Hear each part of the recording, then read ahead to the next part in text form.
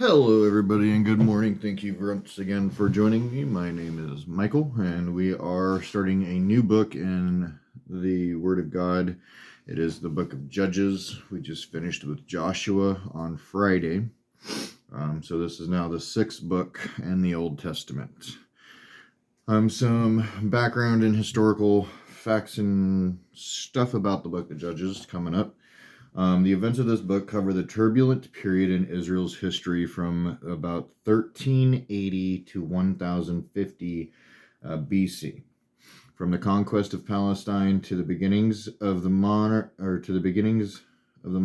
through the land that has been generally conquered and occupied under Joshua, many important Canaanite strongholds have been bypassed, leaving their subjugation to their individual Israelite tribes.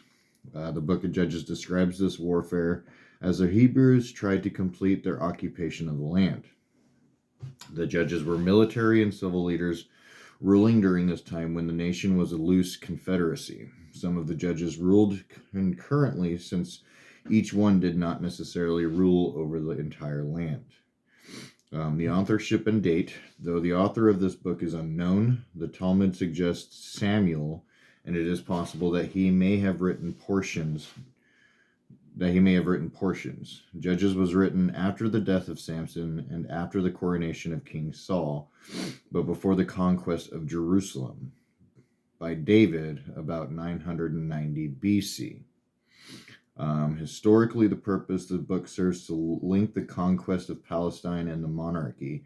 Theologically, it provides many examples of the principle that obedience to the law brings peace, whereas disobedience means oppression and death.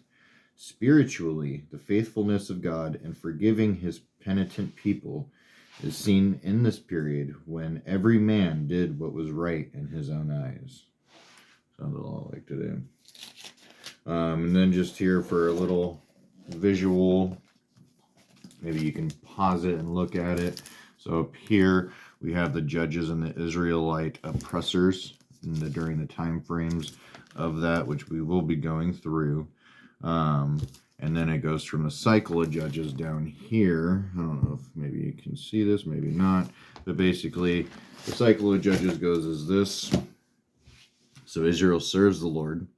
Then Israel falls into sin and idolatry. Then Israel becomes enslaved. Then Israel cries out to the Lord. God raises up a judge, and Israel is delivered. And then Israel serves under the Lord again until they repeat the process. It's okay. So yeah, there's a lot of great information in here. There's going to be a lot of knowledge, a lot of fast-paced things, I think, in regards to this. About 21 chapters in here. It'll go through, let's see, the background of the period of the judges is going to be covered through the first few chapters. And then in between chapters, about 3.5 to 16 is going to be the history of the period of judges with Mesopotamian oppression and Othniel's deliverance, Moabite oppression and Ehud's deliverance, Shamgar's victory over the Palestines, Midianite oppression and Gideon's deliverance, Abimelech's tyranny, a bunch of different stuff that we're going to be going through. The Benjamite War, the reasons for those wars, the apostates, which is in the apostasy of the period of the judges. So yeah, we'll go ahead and get delved into this, and we'll get started. Let's see here, 1, 2, 3. Might just make the first couple of chapters. Yeah, probably just do 2 chapters. Yeah. All right, so the book of Judges, chapter 1. Let's get over here at this page. Get a sip of coffee going so I'm not all dried up. All right, chapter 1. The continuing conquest of Canaan. After the death of Joshua, the people of Israel inquired of the Lord, "Who shall go up first for us against the Canaanites to fight against them?" The Lord said, "Judah shall go up. Behold, I have given the land into his hand." And Judah said to Simeon his brother, "Come up with me into the territory allotted to me, that we may fight against the Canaanites. And I likewise will go with you into the territory allotted to you." So Simeon went with him. Then Judah went up, and the Lord gave the Canaanites and the Perizzites into their hand, and they defeated 10,000 of them at Bezek. They found Adoni-Bezek at Bezek, and fought against him, and defeated the Canaanites and the Perizzites. Adoni-Bezek fled, but they pursued him and caught him and cut off his thumbs and his big toes. And Adoni-Bezek said, 70 kings with their thumbs and their big toes cut off used to pick up scraps under my table. As I have done, so God has repaid me. And they brought him to Jerusalem, and he died there. And the men of Judah fought against Jerusalem, and captured it, and struck it with the edge of the sword, and set the city on fire. And afterwards the men of Judah went down to fight against the Canaanites who lived in the hill country, in the Negeb, and in the lowland. And Judah went against the Canaanites who lived in Hebron. Now the name of Hebron was formerly Kiriath-arba. And they defeated Sheshai, and Iman, and Talmai. From there they went against the inhabitants of Debir. The name of Debir was formerly Kiriath-Sepher. And Caleb said, "He who attacks Kiriath-Sepher and captures it, I will give him Akasha, my daughter, for a wife." And Othniel, the son of Kenaz, Caleb's younger brother, captured it. And he gave him Aksha, his father, for a wife. His daughter for a wife, not father. Jeez. When she came to him, she urged him to ask her father for a field. And she dismounted from her donkey, and Caleb said to her, "What do you want?" She said to him, "Give me a blessing. Since you have set me in the land of the Negeb, give me also springs of water." And Caleb gave her the upper springs and the lower springs. And the descendants of the Kenite, Moses' father-in-law, went up with the people of Judah from the city of palms into the wilderness of Judah, which lies in the Negeb near Arad. And they went and settled with the people. And Judah went with Simeon his brother, and they defeated the Canaanites who inhabited Zephath, and devoted it to destruction. So the name of the city was called Hormah. Judah also captured Gaza with its territory, and Ashkelon with its territory, and Akron with its territory. And the Lord was with Judah, and he took possession of the hill country, but he could not drive out the inhabitants of the plain, because they had chariots of iron. And Hebron was given to Caleb, as Moses had said, and he drove out from it the 3 sons of Anak. And the people of Benjamin did not drive out the Jebusites who lived in Jerusalem. So the Jebusites have lived with the people of Benjamin in Jerusalem to this day. The house of Joseph also went up against Bethel, and the Lord was with them. And the house of Joseph scouted out Bethel. Now the name of the city was formerly Luz. And the spies saw a man coming out of the city, and said to them, "Please show us the way into the city, and we will deal kindly with you." And he showed them the way into the city, and they struck the city with the edge of the sword. But they let the man and all his family go, and the man went to the land of the Hittites, and built a city, and called its name Luz. That is its name to this day. Oh, no, nowhere. Verse 27, titled "Failure to Complete the Conquest." Manasseh did not drive out the inhabitants of Beth Shean and its villages, or Tanakh and its villages, or in the inhabitants of Dor and its villages, or the inhabitants of Iblim and its villages, or the inhabitants of Megiddo and its villages, for the Canaanites persisted in dwelling in that land. When Israel grew strong, they put the Canaanites to forced labor, but did not drive them out completely. And Ephraim did not drive out the Canaanites who lived in Gezer, so the Canaanites lived in Gezer among them. Zebulun did not drive out the inhabitants of Kitron, or the inhabitants of Nahalol, so the Canaanites lived among them and became subject to forced labor. Asher did not drive out the inhabitants of Akko, or the inhabitants of Sidon, or the Alib, or the Akazib, or of Helba, or of Aphik, or of Rehob. So the Asherites lived among the Canaanites and the inhabitants of the land, for they did not drive them out. Naphtali did not drive out the inhabitants of Beth Shemesh or the inhabitants of Beth Anath, so they lived among the Canaanites, the inhabitants of the land. Nevertheless, the inhabitants of Beth Shemesh and of Beth Anath became subject to forced labor for them. The Amorites pressed the people of Dan back into the hill country, for they did not allow them to come down to the plain. The Amorites persisted in dwelling in Mount Heres, in Aijalon, and in Shalbim.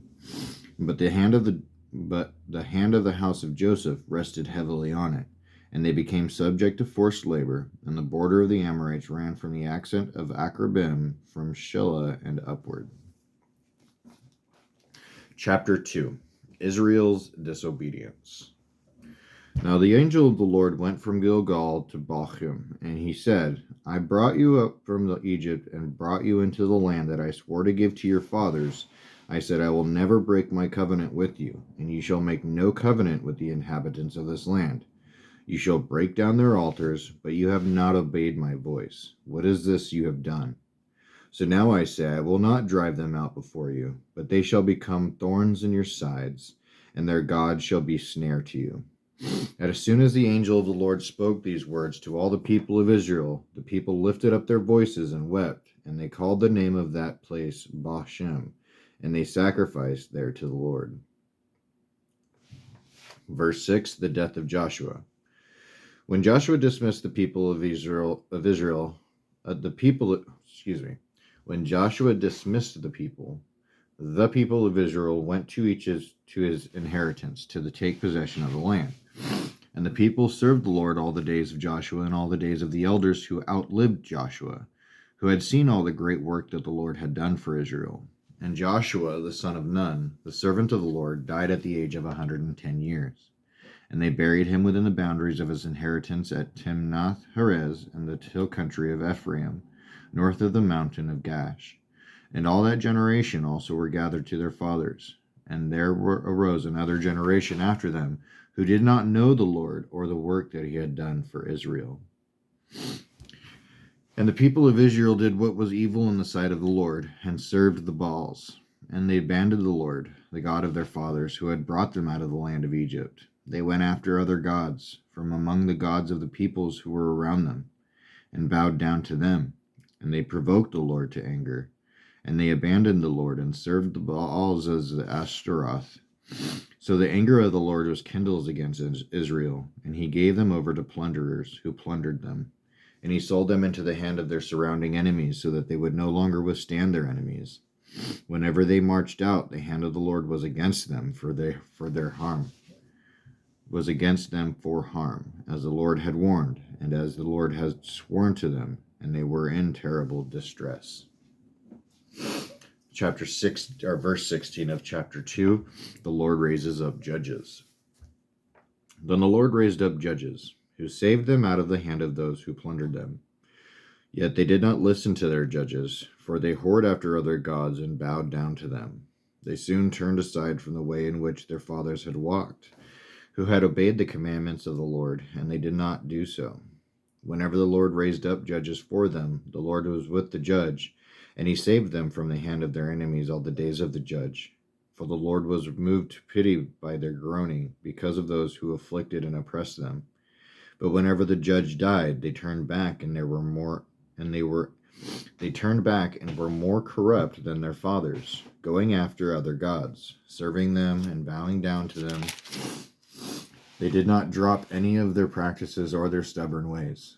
So the anger of the Lord was kindled against Israel, and he said, because this people have transgressed my covenant that I commanded their fathers, and have not obeyed my voice, I will no longer drive out before them any of the nations that Joshua left when he died, in order to test Israel by them, whether they will take care to walk in the way of the Lord as their fathers did, or not. So the Lord left those nations, not driving them out quickly, and he did not give them into the hand of Joshua. Let's see here. What time is it? 48. Yeah, we could do chapter 3, because it just kind of continues in.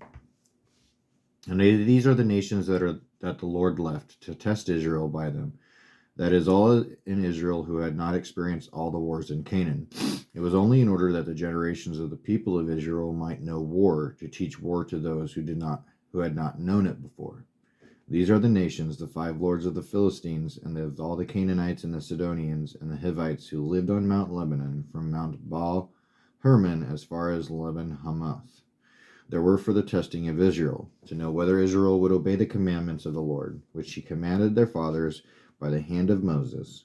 So the people of Israel lived among the Canaanites, the Hittites, the Amorites, the Perizzites, the Hivites, and the Jebusites. And their daughters they took to themselves for wives, and their own daughters they gave to their sons, and they served their gods. Verse 7, Othniel. And the people of Israel did what was evil in the sight of the Lord, for they got the Lord their God, and served the Baals and the Asheroth. Therefore the anger of the Lord was kindled against Israel, and he sold them into the hand of Cushan-Rishathaim, king of Mesopotamia. And the people of Israel served Cushan-Rishathaim 8 years. But when the people of Israel cried out to the Lord raised up a deliverer for the people of Israel, who saved them. Othniel the son of Kenaz, Caleb's younger brother, the Spirit of the Lord was upon him, and he judged Israel.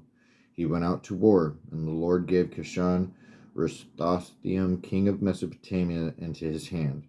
And his hand prevailed over Cushan-Rishathaim land and rest 40 years. Then Othniel the son of Kenaz died. Ehud. And the people of Israel again did what was evil in the sight of the Lord, and the Lord strengthened Eglon the king of Moab against Israel, because they had done what was evil in the sight of the Lord. He gathered to himself the Ammonites and the Amalekites, and went and defeated Israel, and they took possession of the city of palms. And the people of Israel served Eglon the king of Moab 18 years. Then the people of Israel cried out to the Lord, and the Lord raised up for them a deliverer, Ehud the son of Gera the Benjamite, a left-handed man. The people of Israel sent tribute by him to Eglon the king of Moab. And Ehud made for himself a sword with 2 edges, a cubit in length, and he bound it on his right thigh under his clothes. And he presented the tribute to Eglon king of Moab. Now Eglon was a very fat man, and when Ehud had finished presenting the tribute, he sent away the people who carried the tribute. But he himself turned back at the idols near Gilgal, and said, I have a secret message for you, O king. And he commanded, Silence. And all his attendants went out from his presence. And Ehud came to him as he was sitting alone in his coal-roof chamber. And Ehud said, I have a message from God for you. And he arose from his seat, and Ehud reached with his left hand, took the sword from his right thigh, and thrust it into his belly. And the hilt also went in after the blade, and the fat closed over the blade, for he did not pull the sword out of his belly, and the dung came out. Then Ehud went out into the porch, and closed the doors of the roof chamber behind him, and locked them. When he had gone, the servants came, and when they saw that the doors of the roof chamber were locked, they thought, Surely he is relieving himself in the closet of the coal chamber. And they waited till they were embarrassed, but when he still did not open the doors of the roof chamber, they took the key and opened them, and there lay their lord dead on the floor. Ehud escaped while they delayed, and he passed beyond the idols and escaped to Syria. When he arrived, he sounded the trumpet in the hill country of Ephraim. Then the people of Israel went down with him from the hill country, and he was their leader. And he said to them, Follow after me, for the Lord has given your enemies the Moabites into your hand. So they went down after him and seized the fords of the Jordan against the Moabites, and did not allow anyone to pass over. And they killed at that time about 10,000 of the Moabites, all strong, able-bodied men. Not a man escaped. So Moab was subdued that day under the hand of Israel, and the land had rest for 80 years. And then verse 31, after him was Shamgar, the son of Anath, who killed 600 of the Philistines with an ox goad, and he also saved Israel. We will stop there at the end of chapter 3, starting with chapter 4 tomorrow. A lot of great history in regards to the cycle of how Israel typically goes and does things with God, as much as we do in our own lives. We can definitely get to a point where we're brought really, really, really low and we need the Lord, as we always do. But you cry out to him, and he takes care of things. And then you get a season or a time period of peace where you're not troubled by anything. And you kind of separate yourself from God because he's taking care of you, It's a crazy conundrum of how it actually works. But, and so we get the help that we need. And then during that time of peace, instead of being grateful and gratitude and staying closer to the Lord because of all the things that he's done for you, you end up stepping away from him because he's made your life easier to the point where you feel, whether or not it's intentionally or not, that he's not needed anymore. You only call him when you need him. You only call him when you're sad. You only call him when you're in desperation. Where is the calling for him in the moments of joyfulness, in the moments of gratitude, in the moments of peace, understanding that that consistent peace is being with you, provided for him, and that giving thanks to him in that peace is the same as giving him that cry for peace. I should say, I guess. I don't know, I'm probably just yammering on. As I usually do. But yeah, we're all like that. We're all like the Israelites in that specific area. So yeah, great reading, great advice, and how we should be taken to ourselves. Do want to thank you again also for joining me today. We will continue our reading in chapter 4 tomorrow. As always, stay close with the Lord Jesus Christ. If you haven't reached out to him today, you don't know him, if you haven't given your life to him, take this moment, take that opportunity. He stands at the door and waiting for you. All you got to do is open it, but he's not going to open it for you. So I hope that you'll be able to reach out to him and get in contact, give your life over to him, because he is the way. And everything that we read points right to him. But I do thank you again. I hope you all have a blessed week. I will see you tomorrow for continuing with Judges. I love you, and have a great rest of your day.